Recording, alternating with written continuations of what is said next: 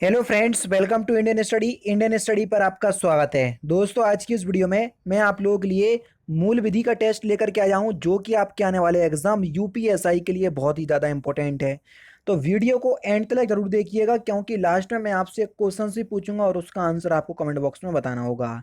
साथ ही साथ इस वीडियो की पीडीएफ डिस्क्रिप्शन में टेलीग्राम चैनल का लिंक दिया हुआ है, वहां से आप प्राप्त भी कर सकते हैं। तो चलिए दोस्तों, स्टार्ट करते हैं और देख लेते हैं पहला क्वेश्चन।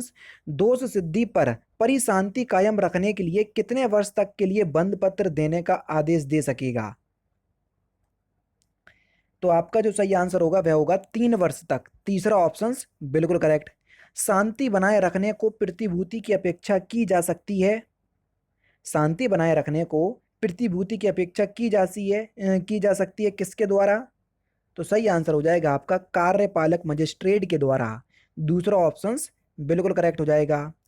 निम्नलिखित में से किस वाद में उच्चतम न्यायालय ने यह निर्णय दिया कि दंड प्रक्रिया संहिता की धारा 125 सभी पर लागू होती है, चाहे वह किसी भी धर्म का अनुयायी हो? तो वह कौन सा वाद था?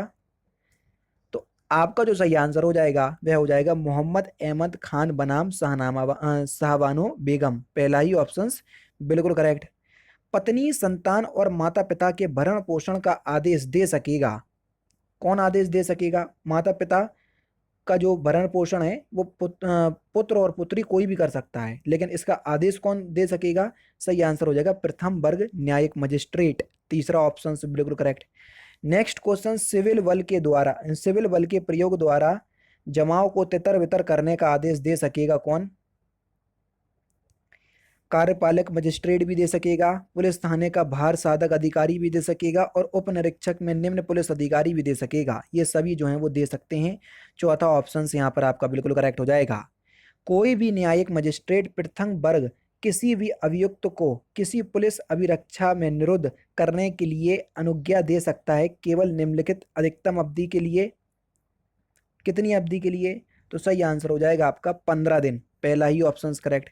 नेक्स्ट क्वेश्चन स्टार्ट करने से पहले मैं आपको बता दूं, दोस्तों मैं डेली बेसिस पे अनअकैडमी पर बिल्कुल फ्री ऑफ कॉस्ट पढ़ाता हूं। रोज सुबह 11 बजे हमारी क्लास चलती है, जिसमें हिंदी को बिल्कुल टॉपिक वाइज मैं आपके लिए कवर कर रहा हूं। मैं आपसे इतना ही कहना चाहूंगा कि आप इस क्लास में एक बार जरूर से आइए, क्योंकि यूपीएसआई के लेवल की अगर आप हिंदी पढ़ना चाहते हैं तो एक बार आप क्लास में आइए। इतना ही कहूंगा कि अगर आपको क्लास में कोई टॉपिक पसंद ना आए तो क्लास को डिसलाइक करके चले जाना। लेकिन जब मैं आपको टॉपिक वाइज सारे टॉपिक कंप्लीट करवा रहा हूँ, हिंदी के पूरा सिलेबस कंप्लीट करवा रहा हूँ, तो एक बार क्लास में आइए। कल सैटरडे है तो इसलिए लगभग 3-4 क्लास लूंगा मैं। सारी क्लास के लिंक आपको डिस्क्रिप्शन में मिल जाएंगे। फिर भी अगर आप मेरी क्लास तक नहीं पहुंच पा रहे हो तो मैं आपको पूरा ट्यूटोरियल बता दे रहा हूं कि किस तरीके से आपको मेरी क्लास में पहुंचना है। अब देख लेते हैं नेक्स्ट क्वेश्चन। आप लोगों को सबसे ज़्यादा दिक्कत हो रही है मेरी स्पेशल क्लास लेने पे, जो रोज़ सुबह 11 बजे चलती है। आप जैसे ही अनअकैडमी पर अपना अकाउंट बनाएंगे तो आपके सामने ये विंडो खुल करके आएगी, तो आपको UP triple S C search करना है। यूपी ट्रिपल एस सी या स्टेट पीसीएस में आपको ये यूपी ट्रिपल एस सी देखने को मिल जाएगा। तो हमने ये देखो, ये मिल गया यूपी ट्रिपल एस सी, तो हमने इसको सिलेक्ट किया। सिलेक्ट करने के बाद हमने हिंदी को जो है वो सिलेक्ट कर लिया, हमको हिंदी मीडियम से पढ़ना है। आगे की जो आपकी प्रोसेसिंग है वो यहाँ पर हो जाएगी, और आपको यहाँ पर यूपी ट्रिपल एस सी लिख करके आ जाएगा। देखो ये लिख करके आ गया यूपी ट्रिपल एस सी। अब UP triple S C category में आपको कुछ नहीं करना, आपको जाना है ये सर्च पे, और यहाँ पर आपको मेरा नाम सर्च करना है। मेरा नाम है तारिक सरवर, TARIQ, तारिक सरवर, ये मेरा नाम है। तो देखो मैं आपको वहां पर दिख जाऊंगा, ये दिख गया मैं, ठीक है। यहाँ पर जैसे ही आप करोगे तो आपके सामने इसको आप क्लिक करोगे तो मेरी सारी क्लासेस आपके सामने आ जाएंगी, जो आगामी क्लास होंगी वो भी आ जाएंगी। देखो ये सारी क्लासेस आ गई। अभी हाल ही में क्लास लेकर के हटा हूँ 37 मिनट पहले।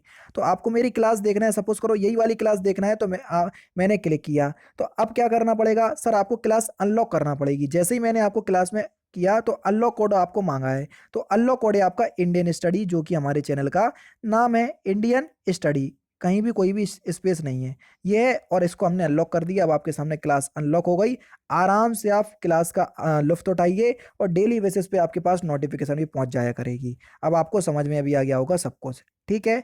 अब मिलते हैं, जैसे भी आपकी क्लास होगी आप उस तरीके से देख लीजिएगा, जैसा कि मैंने आपको बताया है। नेक्स्ट क्वेश्चन सर आपके सामने, दंड प्रक्रिया संहिता की किस धारा में विवाह के विरुद्ध अपराध के लिए अभियोजन के संबंध में प्रावधान है? तो किस धारा में है? धारा 198 में। पहला ही ऑप्शन करेक्ट। लोक सेवकों के अभियोजन से संबंधित उपबंध कौन सा है?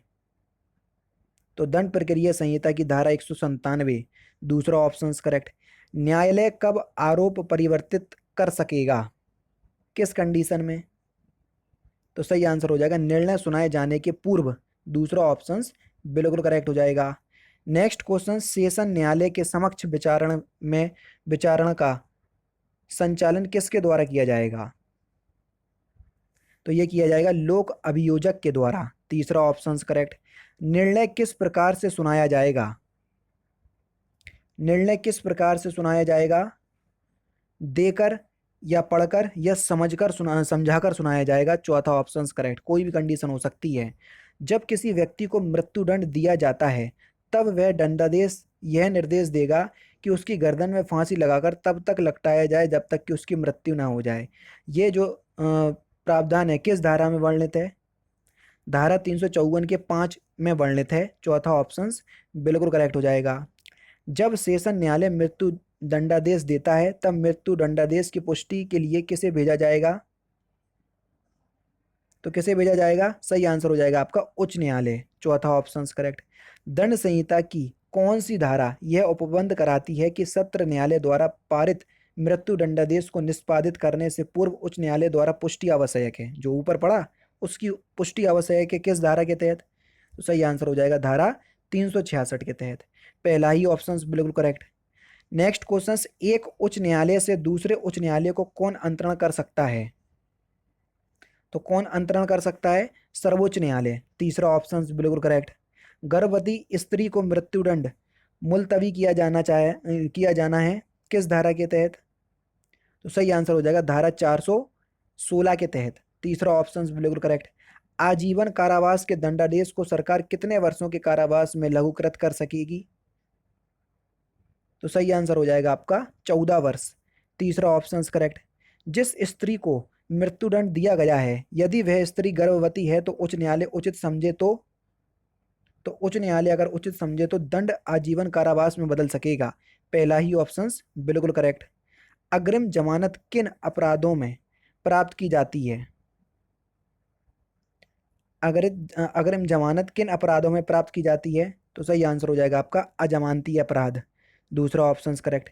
अग्रिम जमानत के लिए आवेदन किया जा सकता है किसके समक्ष? तो सही आंसर हो जाएगा आपका उच्च न्यायालय के समक्ष या मुख्य न्यायालय के समक्ष, चौथा ऑप्शन बिल्कुल करेक्ट है, बी और सी दोनों सही हैं। दंड प्रक्रिया संहिता की किस धारा के अधीन किसी व्यक्ति को जिसे अपनी गिरफ्तारी की आशंका है अग्रिम जमानत मंजूर दी जा सकेगी, किस धारा के तहत? धारा 438 के तहत, पहला ही ऑप्शन करेक्ट। दंड संहिता या दंड प्रक्रिया संहिता की निम्न धाराओं में संक्षिप्त विचारण की प्रक्रिया का प्रावधान है? तो आपका सही आंसर हो जाएगा धारा 260 से 265 में के बीच, तीसरा ऑप्शन बिल्कुल करेक्ट। संक्षिप्त विचारण में अधिनिर्णित कारावास की अवधि कितनी है? तो सही आंसर हो जाएगा आपका 3 महीने, पहला ही ऑप्शन करेक्ट। नेक्स्ट क्वेश्चन से आपका कि दंड प्रक्रिया संहिता की किस धारा के अधीन साक्षी की भाव भंगिमा को अभिलेखित करने का उपबंध है? तो सही आंसर हो जाएगा धारा 280, पहला ही ऑप्शन करेक्ट। और लास्ट क्वेश्चन, किस धारा में अभियुक्ति की परीक्षा करने की शक्ति है? तो इस क्वेश्चन का आंसर जो है आप मुझे कमेंट बॉक्स में बताएंगे। तो दोस्तों ये थे आपके मूल विधि के कुछ इंपॉर्टेंट क्वेश्चंस जो कि मैंने आज की वीडियो में आपको कंप्लीट करवा दिए।